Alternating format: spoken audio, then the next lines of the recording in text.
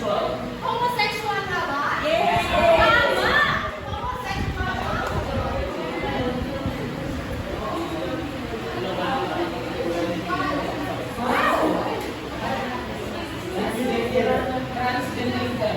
Sino ang nais sumagot? Itaas ang kanang kamay sa nais sumagot ka. Okay, Joyce. Transgender. Transgender ka ba? Tama! Ang sagot ni Joyce ay tama, transgender.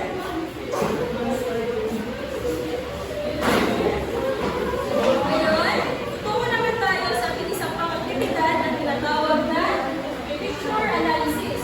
Dito, bibigyan ko naman kayo ng 1 minuto para magsasahin ng ilang larawan at pagkatapos niyan ay pili ako ng isang estudyante para sumagot sa mga katanungan. At ngayon, maaari na kayong magsimula sa pagsusunod ng mga larawan. At ito ang mga larawan.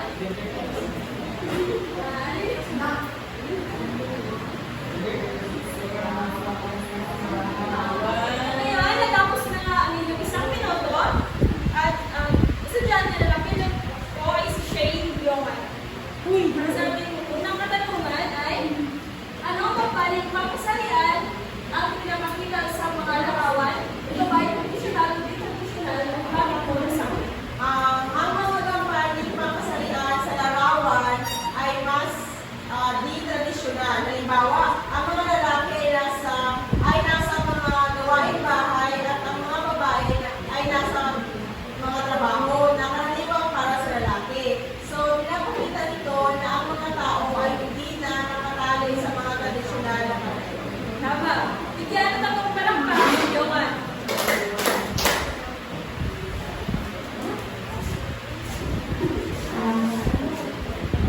Ngayon naman ay may isa pa tayong kumain na magpalingkod ilarawan mo. So, paano to? Magbigay ng salita o lipon ng mga salita na maaaring maiugnay sa gampanin ng babae at lalaki sa isang lipunan.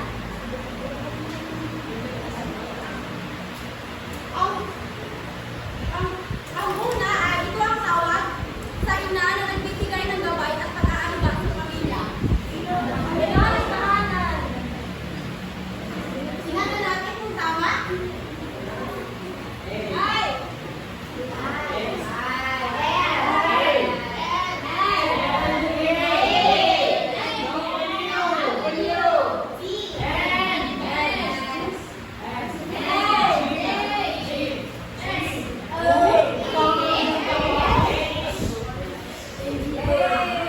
Tama! Ang susunod naman ay ito ay isang gampanin ng lalaki na ang tawag sa ama ay nagsisilbing matibay na sandigan sa pamilya. Anong tawag ito? Tama, aligin ang tahanan. So, mayroon akong katanungan. So, paano nai-impluwensyahan ng kulturang Pilipino ang tradisyonal na gampanin ng babae bilang ilaw ng tahanan at tagapagluto sa loob ng pamilya? Sino ang maaaring sumagot? Vanessa? Ang kulturang Pilipino ay malaki ang pagpapahalaga sa kababaihan bilang ilaw ng tahanan. Kaya inaasahan silang mag-alaga, magluto at makasikaso ng pamilya. Ang mga tradisyon at paniniwala ay nagpapalakas sa papel ng babae bilang tagapangalaga ng bahay. Tama. Bigyan ka natin ng limang palakpak si Vanessa.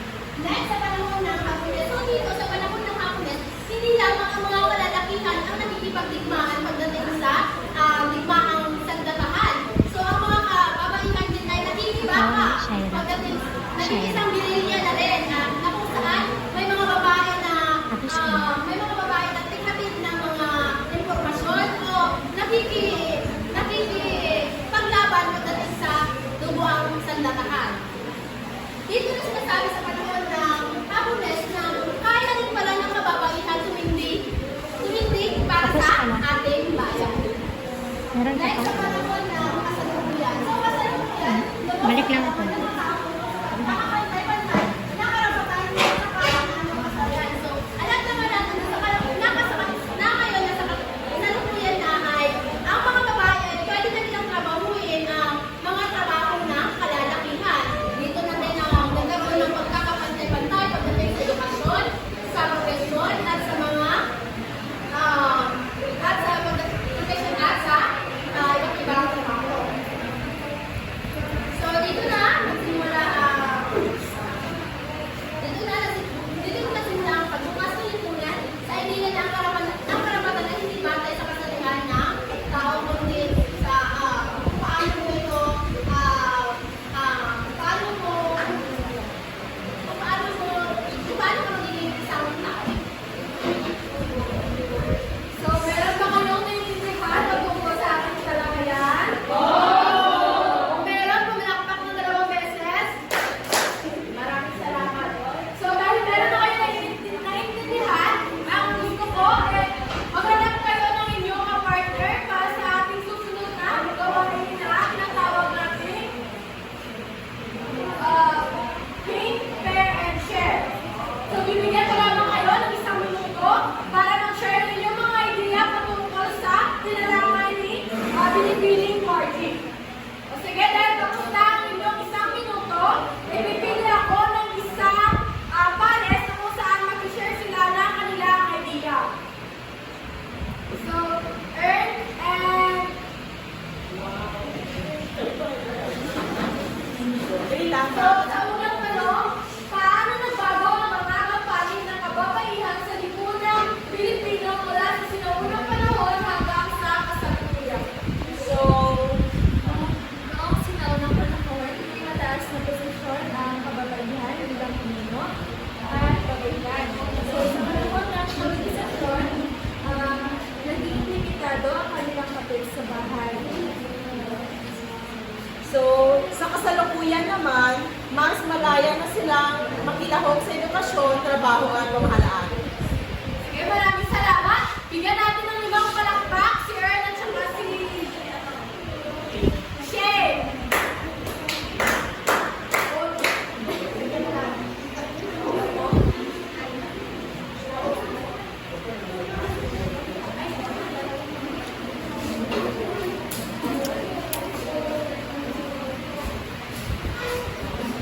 So, magandang hapon ulit sa lahat. Ngayon, ilalarawan naman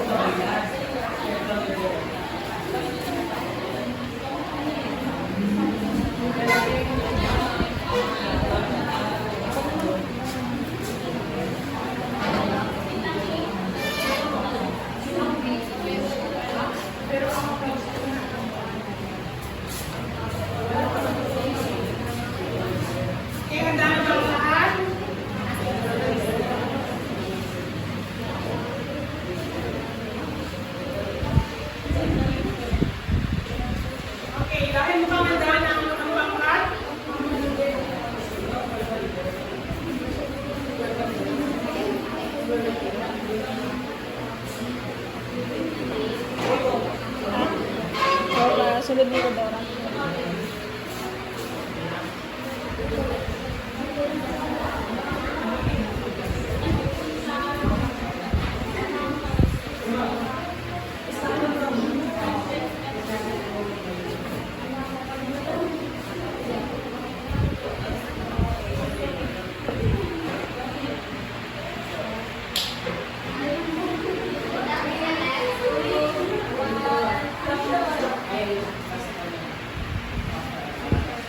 So, ayun muna sa aming,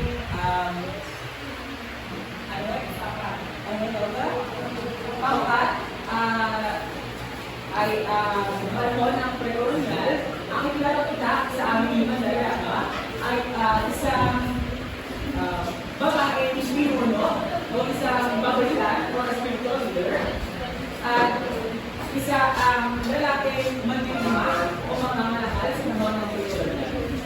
Okay, magaling. Bigyan ng tatlong palakpakan unang pangkat. Ngayon naman ay ang pangalawang pangkat.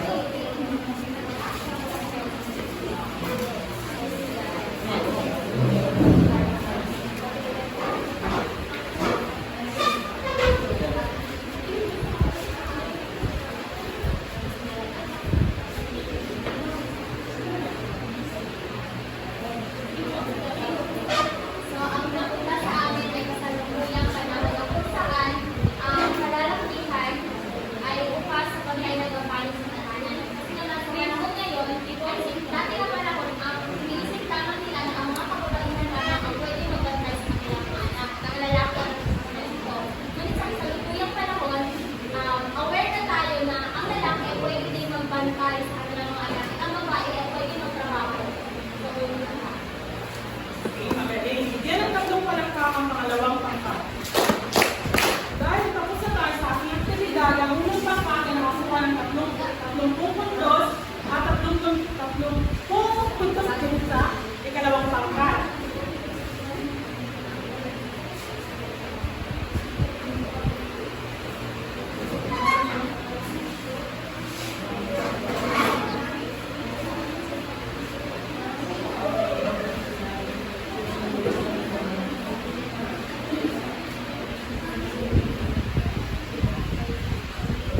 Magandang hapon sa lahat. At ngayon, tumapo na naman tayo sa 3-2-1 chart. So, sa 3-2-1 chart ay magbibigay kayo ng tatlo, dalawa at isa sa mga katanungan dito. Una ay magbigay ng tatlong gender roles ng kababaihan sa iba't ibang grupo ng kasaysayan sa Pilipinas.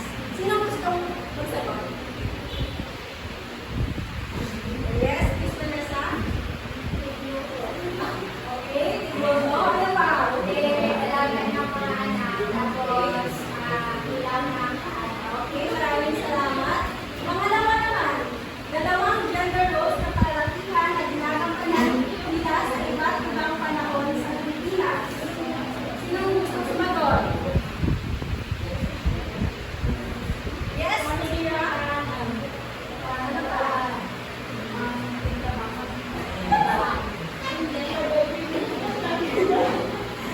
Okay, maraming salamat. At last ay isa sa pamamagitan ng isang pangungusap ay paliwanag ang kahalagahan ng pag-aaral ng gender roles na naganap sa ating bansa.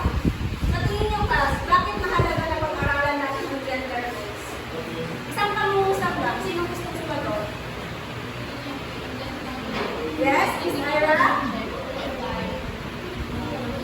Mahalagang pag-aralan natin ang gender roles sa iba't ibang yugto ng kasaysayan sa Pilipinas upang malaman natin kung paano ito nagbago at upang mas maging magkaroon tayo ng kaalaman tungkol sa mga gampanin ng bawat kababaihan. Okay, magaling. Bigyan natin ng apat sa club. Naalala niyo pa ba ang apat sa club? Wow! Ang galing. Okay, lahat? 1, 2, 3, go!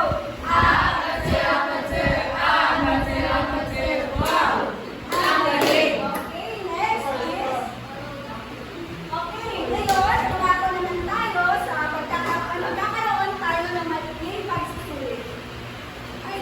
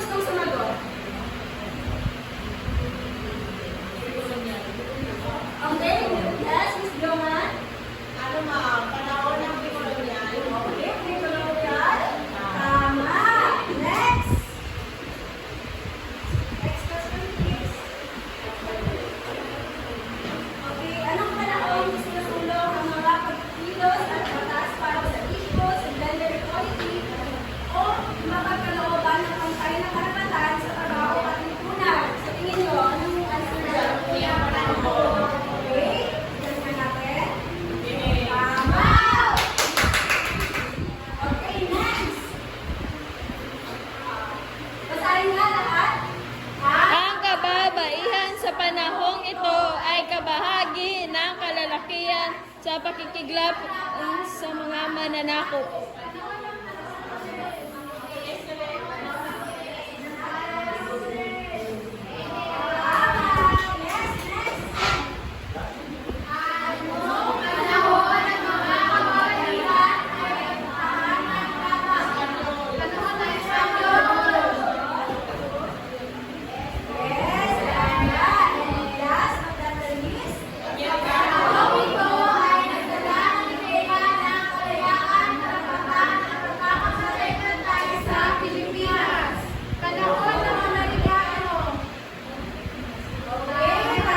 So, perfect kayo lahat. Ngayon, bigyan natin ng ice cream cup ang lahat. Ice cream cup.